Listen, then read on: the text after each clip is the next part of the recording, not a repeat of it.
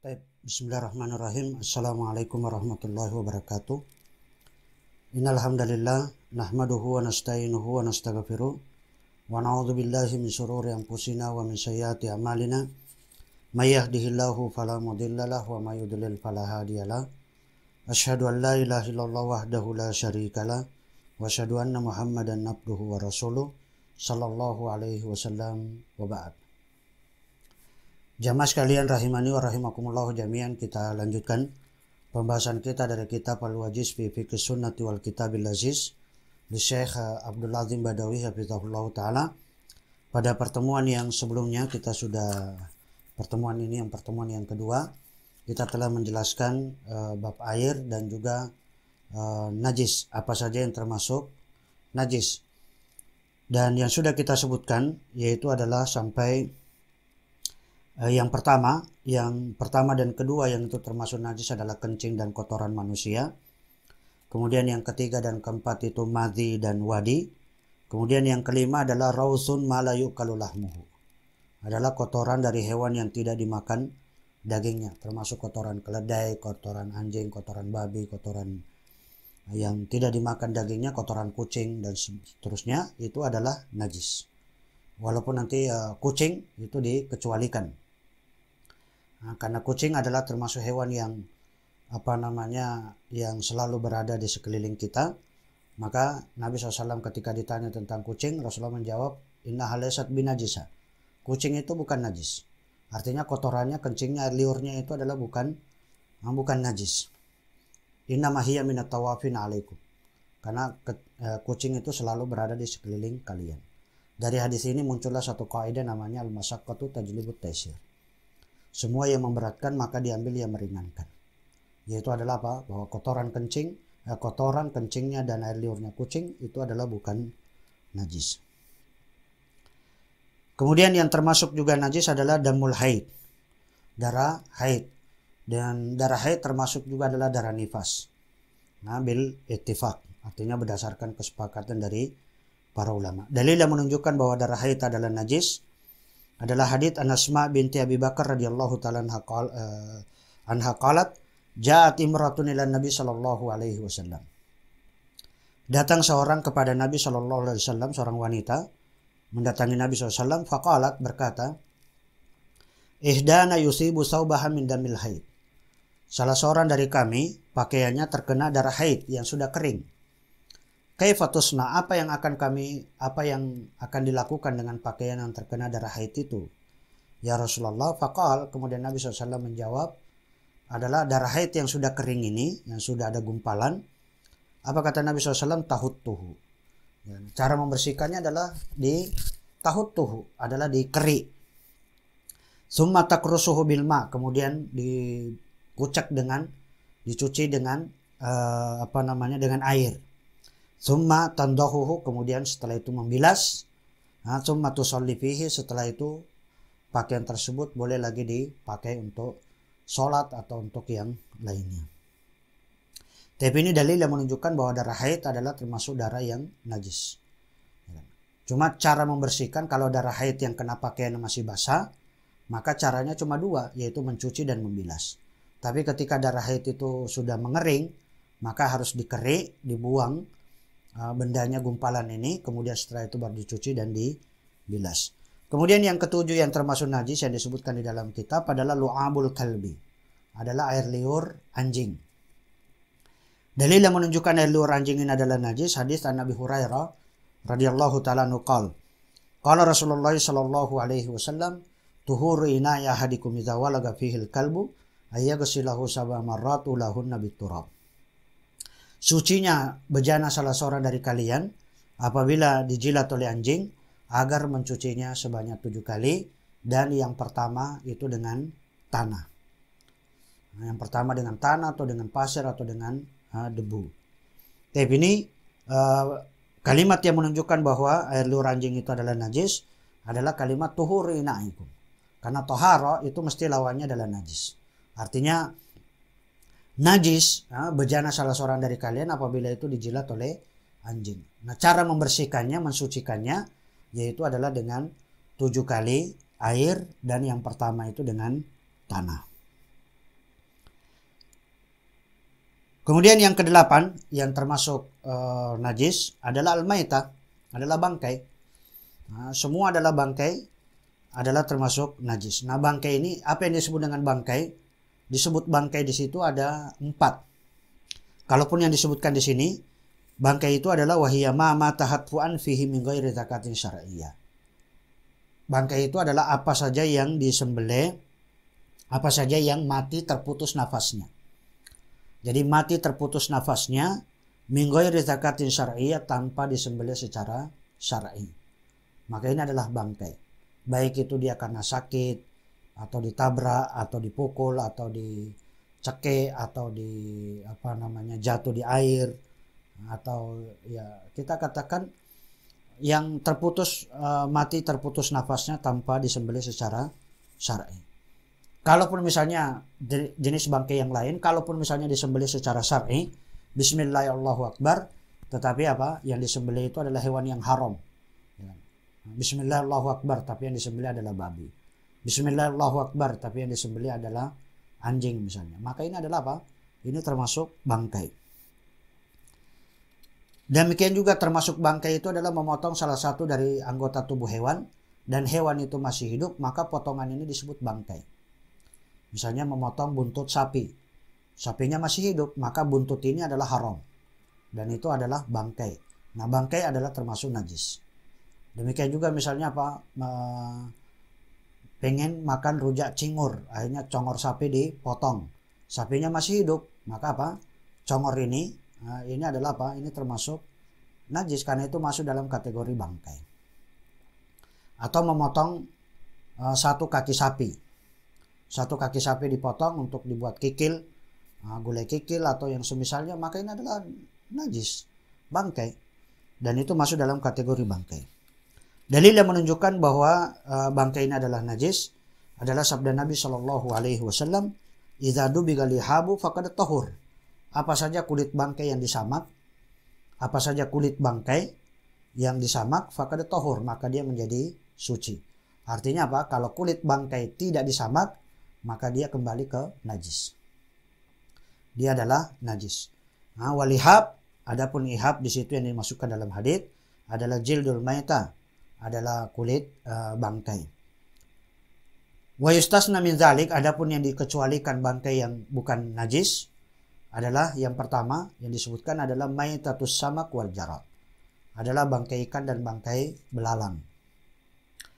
Dalil yang menunjukkan adalah hadits Abdullah bin Umar radhiyallahu taala anhu qala Rasulullah sallallahu alaihi wasallam, uhillat lana maitatani wa damani. Telah dihalalkan bagi kita itu adalah 2 bangkai dan 2 darah. Wa amal maitatani, adapun 2 bangkai yang dihalalkan adalah al-hut wal jarad, adalah bangkai ikan dan bangkai belalang. Wa ammad damani, adapun 2 darah yang dihalalkan adalah al-kabidu wat tihal, adalah hati dan limpa. Kemudian yang kedua, bangkai yang kedua yang dikecualikan bahwa itu adalah bukan najis, bangkai yang bukan najis adalah maitatun mala damun lahu sa'il, adalah bangkai yang tidak punya aliran darah. Jadi bangkai dari hewan yang tidak punya aliran darah, maka ini adalah bangkainya itu adalah suci, bukan najis. Seperti apa? Kadzubab, seperti bangkai lalat, ya kan? Sebagaimana juga disebutkan dalam hadits idza waqa'a dzubab, sebagaimana disebutkan dalam hadits Abu Hurairah radhiyallahu taala anhu, anna Rasulullah sallallahu alaihi wasallam qala, idza waqa'a dzubab fi syarabi fi ina'i ahadikum falyagmishu kullahu thumma liyatrahuhu fa inna fi ihda janahaihi da wa fil akhar shifa. Kenapa? Karena apabila lalat itu jatuh di bejana salah seorang dari kalian atau di minuman salah seorang dari kalian, maka falyagmishu, celupkan lalat itu kullahu, semuanya, thumma liyatrahu, kemudian buang. Kenapa? Karena salah satu dari sayapnya itu ada penyakit, dan di sayap yang lain itu ada penawarnya. Demikian juga yang misalnya lebah, tawon, ini juga bangkainya tawon adalah suci, bukan najis. Demikian juga bangkai nyamuk, bangkai serangga-serangga, laron, itu semuanya adalah suci, bukan najis. Bangkai Ya, kita katakan bangkai-bangkai dari serangga, semut, itu bukan najis. Kemudian yang ketiga yang dikecualikan bangkai yang bukan najis adalah azmul maita wa qarnuha wa zufruha wa sya'ruha wa risuha. Termasuk juga yang bukan najis itu adalah azmul maita, adalah tulang bangkai. Tulang bangkai. Misalnya nemukan ada bangkai kemudian diambil tulangnya, tulang-tulang bangkai ini diambil, wa qarnuha, demikian juga tanduknya. Tanduk bangkai misalnya tanduk sapi, sapi mati diambil tanduknya, atau rusa mati diambil tanduknya, maka itu adalah suci bukan najis. Demikian juga zufruha, kukunya, wa sya'ruha, rambutnya, demikian juga warisuha, demikian juga bulunya. Ada ayam mati diambil bulunya, dijadikan sulak atau dijadikan apa yang kerajinan-kerajinan tangan, maka ini adalah suci. Kullu dzalika tahir, maka semuanya itu adalah suci. Wukufan alal asl, yakni tawakuf artinya berdiam di atas hukum aslinya. Wa huwa at-tahara, yaitu adalah suci. Wa lima rawahu al-Bukhari ta'liqan, sebagaimana disebutkan oleh Imam al-Bukhari secara ta'liq.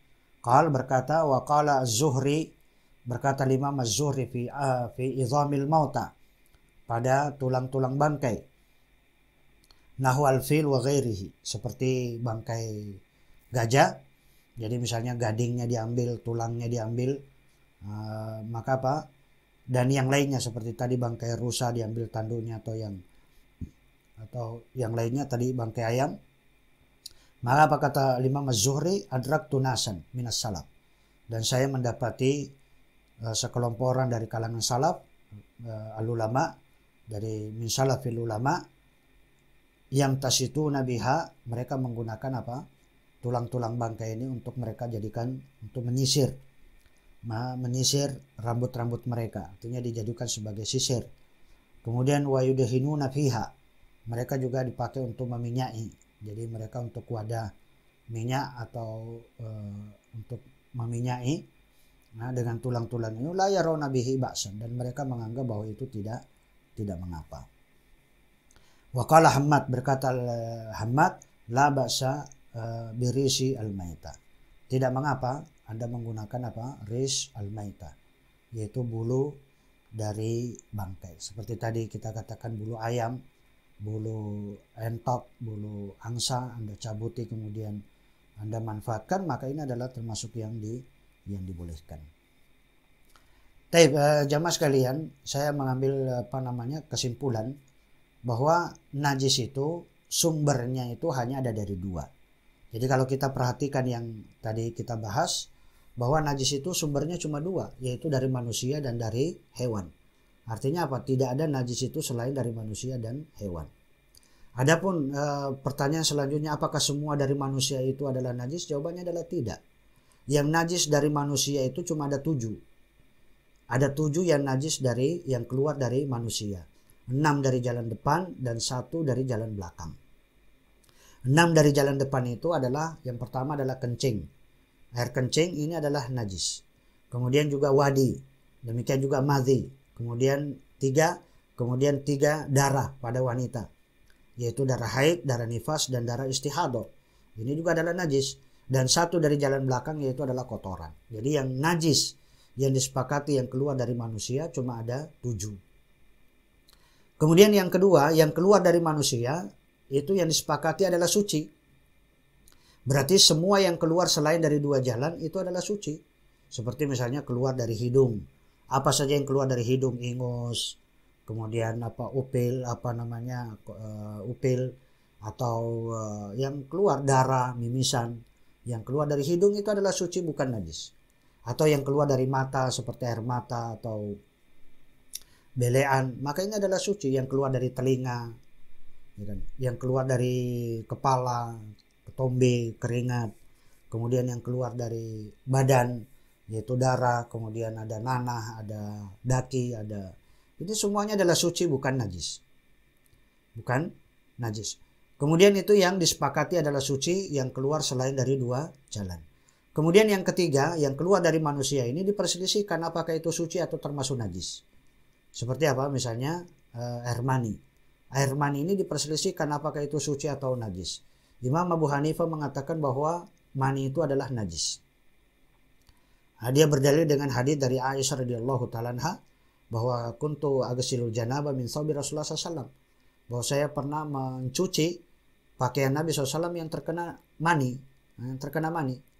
Mencuci. Nah, ini dijadikan dalil bahwa mani itu adalah dicuci oleh Aisyah, dalil menunjukkan bahwa itu adalah najis. Tapi jumhur ulama selain Imam Abu Hanifah, Imam Syafi'i, Imam Ahmad dan Imam Malik berpendapat bahwa air mani itu adalah suci.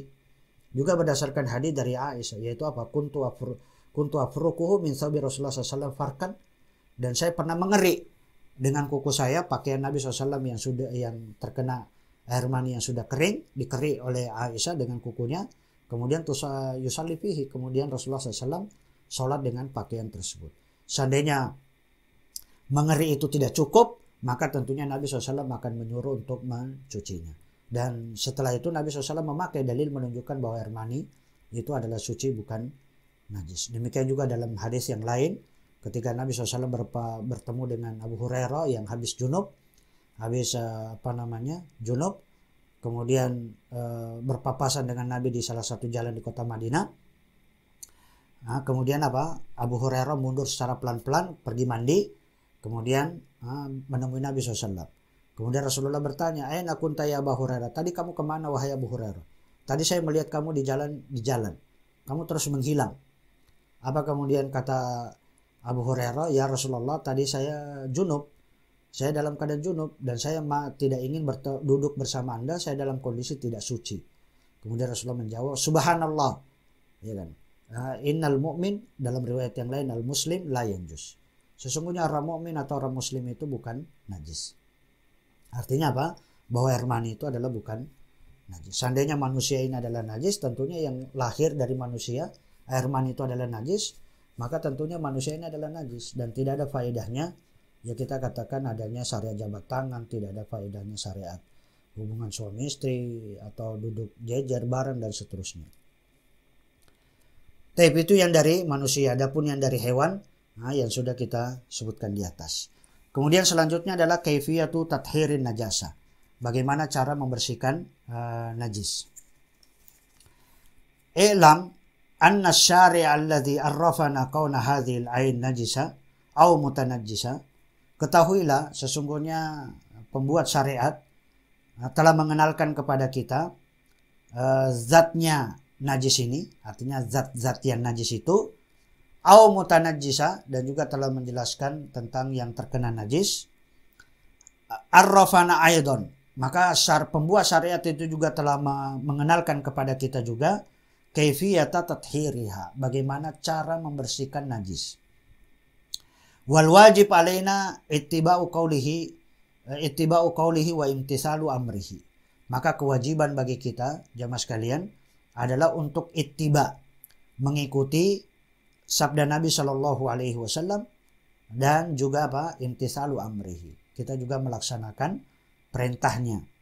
Fama warada fihil ghuslu, apabila ada datang dalil yang perintah untuk adalah ghuslu, mencucinya, hatta la yabqa, sampai tidak tersisa minhu laun wala rih wala ta'am, sampai tidak tersisa itu warna, bau dan rasa. Karena dzalika huwa tathiruhu, maka itu adalah cara membersihkannya. Wa ma warada fihi sabu, kalau ada dalil, ada yang datang dengan cara membersihkan itu dengan cara sab, yakni menuangkan air di atasnya, awil ras, atau dengan cara memercikan, awil had, atau dengan cara mengerik, au al-masyi alal ardi, atau cukup digosok-gosok di atas tanah, au mujarrad al-masyi, atau sekedar berjalan di tanah yang suci, fi ardin tahira, kana dzalik, maka itulah cara mensucikannya. Itulah cara mensucikannya. Wa'lam, ketahuilah juga, anna alma, bahwasanya air, huwa al-aslu fi tathirin najasa, bahwa air itu adalah hukum aslinya dalam membersihkan najis. Jadi dalam aslinya untuk membersihkan najis itu adalah dengan air. liwasfis syari' lahu. Jadi karena syariat itu telah menyebutkan. Jadi apa? Pembuat syariat itu telah menyebutkan bahwa membersihkannya itu adalah dengan air. Biqaulihi, dengan sabda, dengan perkataan, dengan khalaqallahu al-ma'a tahura, yaitu firman Allah Subhanahu wa taala, yaitu khalaqallahu al-ma'a tahura. Allah Subhanahu wa taala menciptakan air yang suci.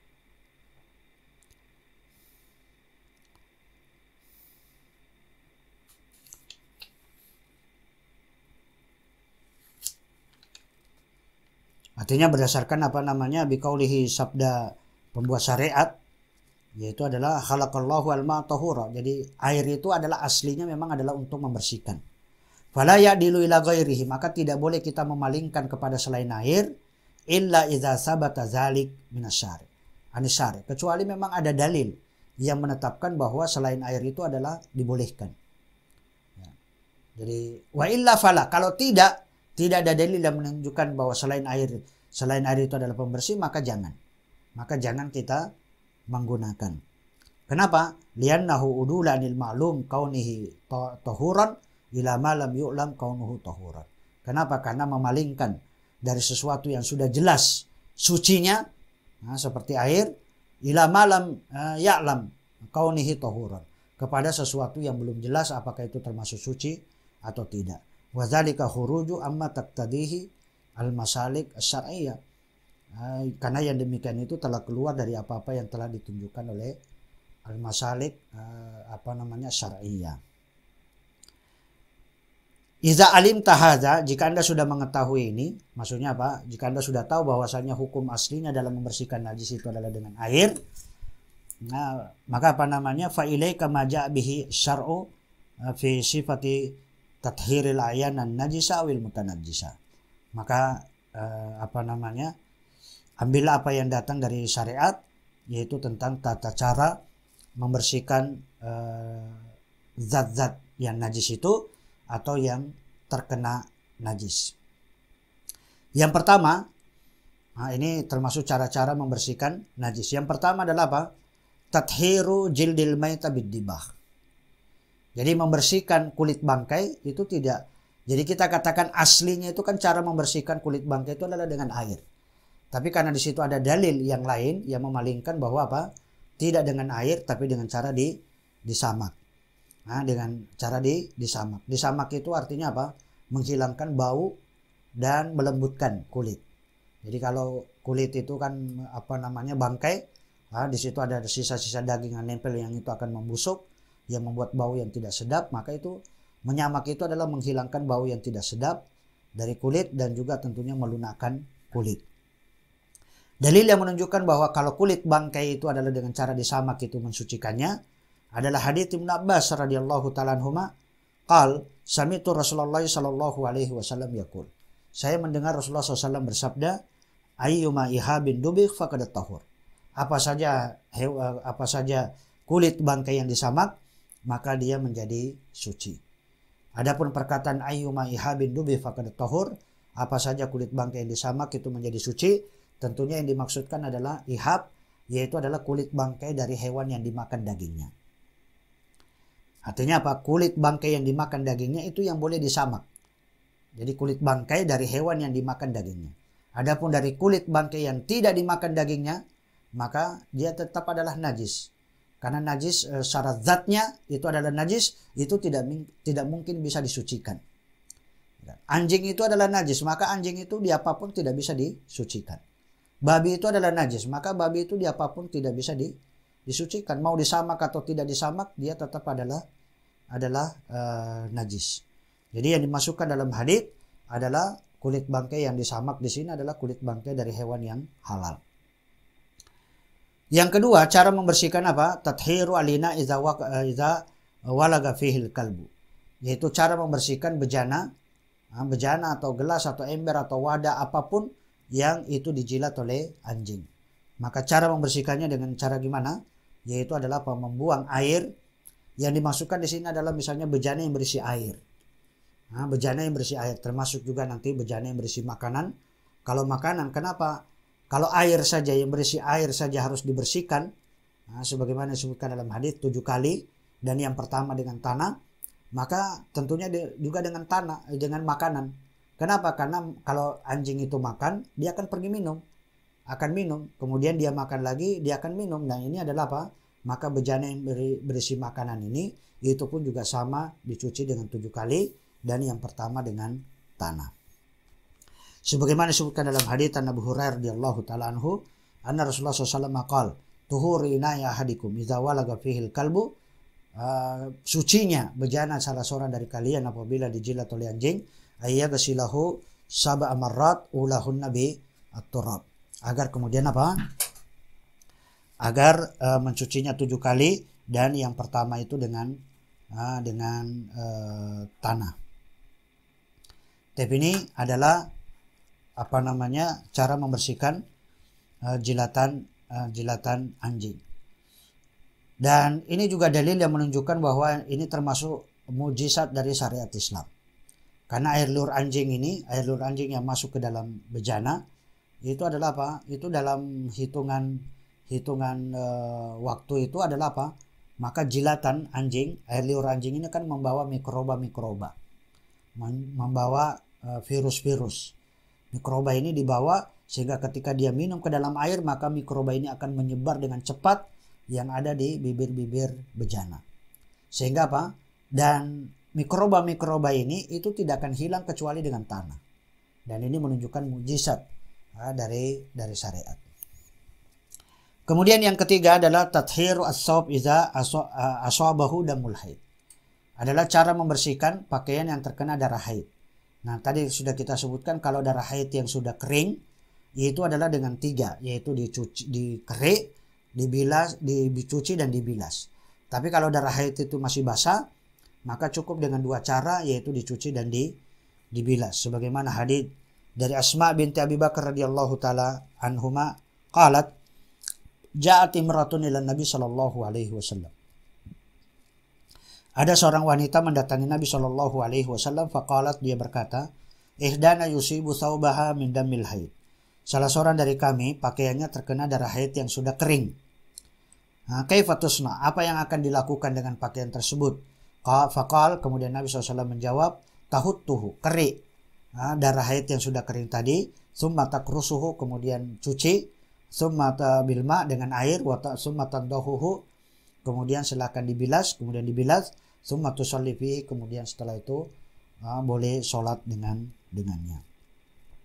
Wa in baqiya ba'da zalika asar, kalaupun misalnya ada sisanya, masih ada bekasnya setelah kita mencuci darah haid yang sudah darah haid tadi, masih ada bekasnya, fala ba'sa, maka itu tidak mengapa. Bekasnya di sini maksudnya mungkin warnanya itu masih ada yang membekas, belum hilang, tidak hilang secara total.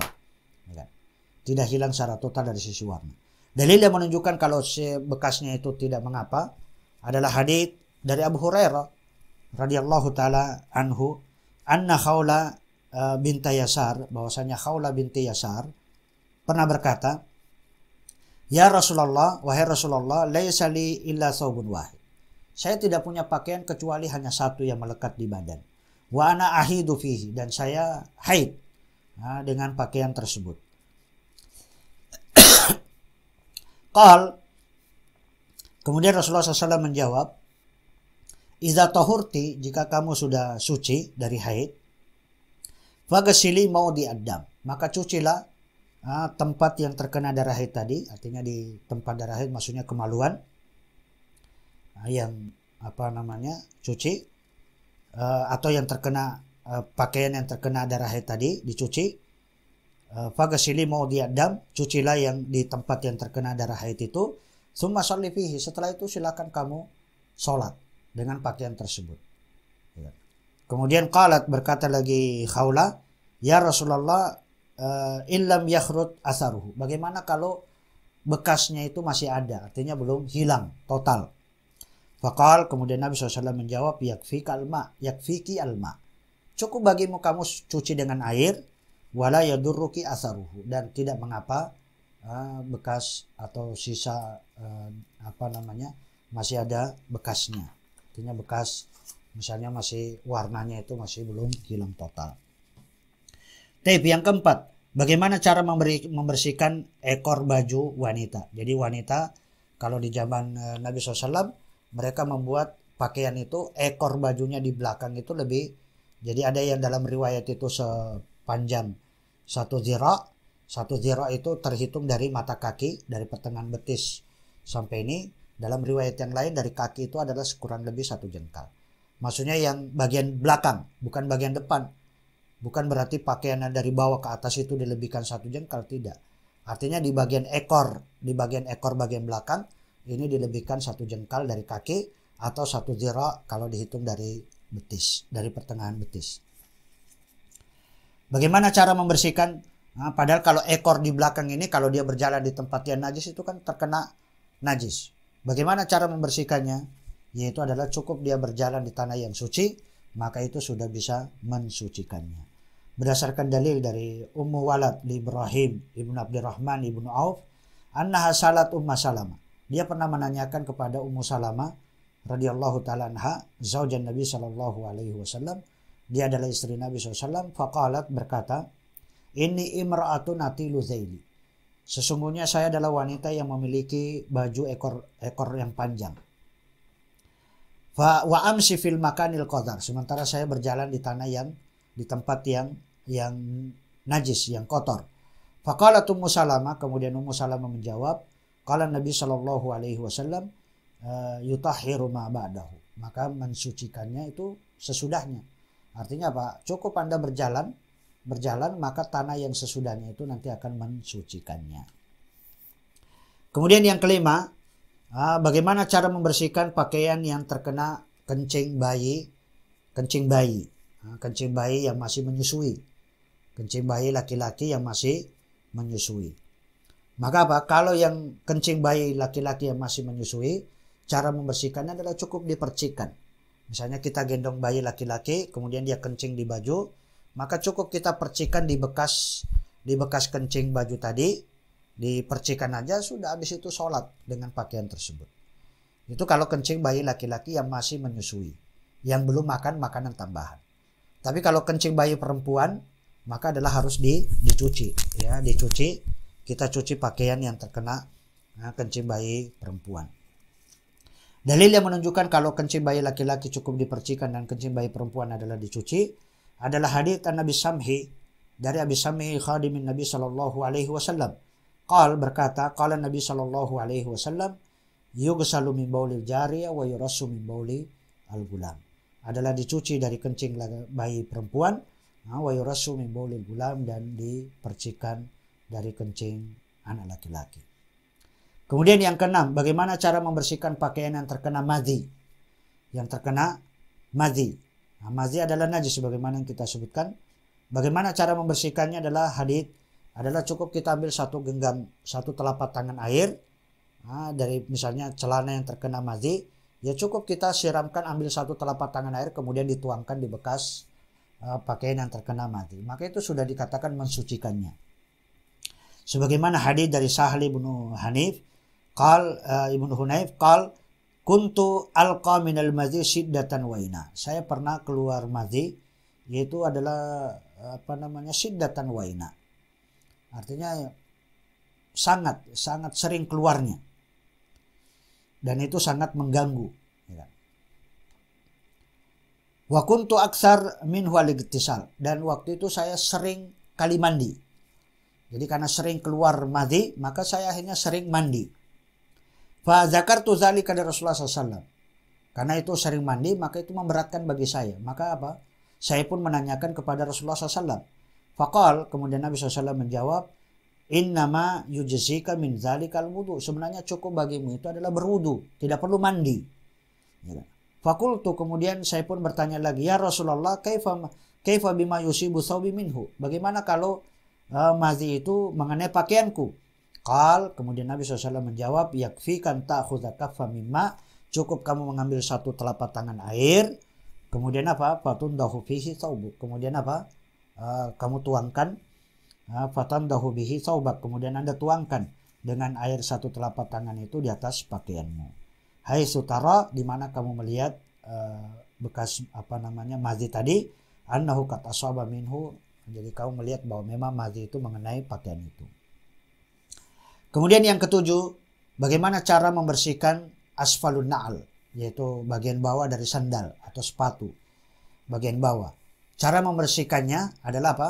Cukup Anda gosok-gosokkan sandal Anda di tanah, ya kan? Gosok-gosokkan aja di tanah terus. Nah, demikian juga sepatu Anda yang terkena kotoran najis, cukup Anda gosok-gosokkan saja. Setelah itu sudah, Anda boleh sholat dengan sandal atau dengan sepatu tersebut.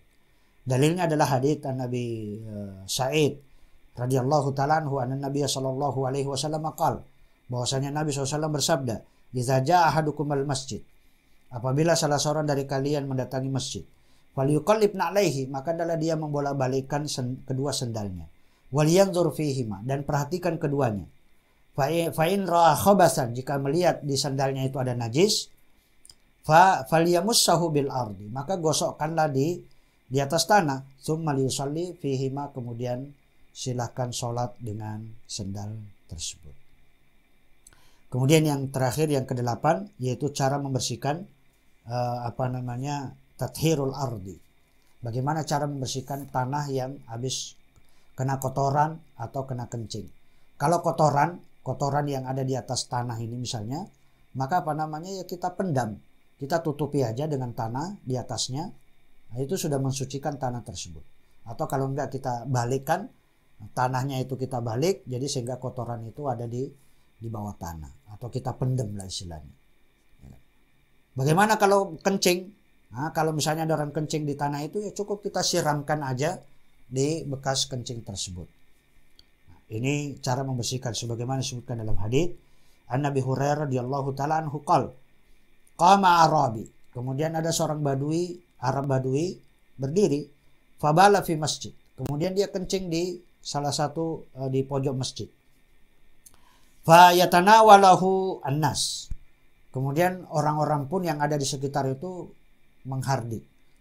Nah, menghardik Badui yang kencing di masjid. Nah, menghalau.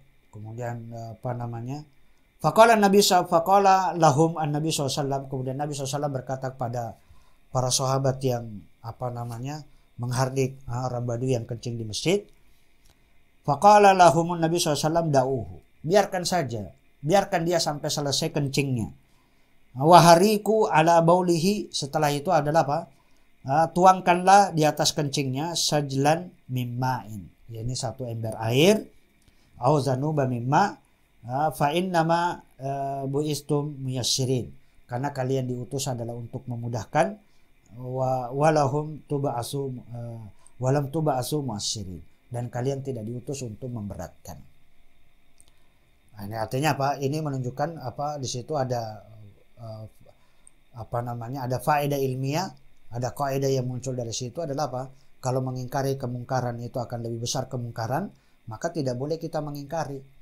Ya kan? Seandainya misalnya para sahabat mengingkari kemungkaran kencing di masjid, kemudian ternyata Badui itu terkencing sambil berlari, maka itu akan madaratnya lebih besar. Artinya najasah itu akan semakin banyak yang tersebar di tempat, dan tentunya di pakaiannya, di badannya akan terkena najis. Tapi kalau ini menunjukkan hikmah dakwah, bahwa Nabi SAW kalau kencing di satu tempat, jangan dihardik, jangan dibiarkan aja, nanti akan najis itu hanya satu tempat itu aja.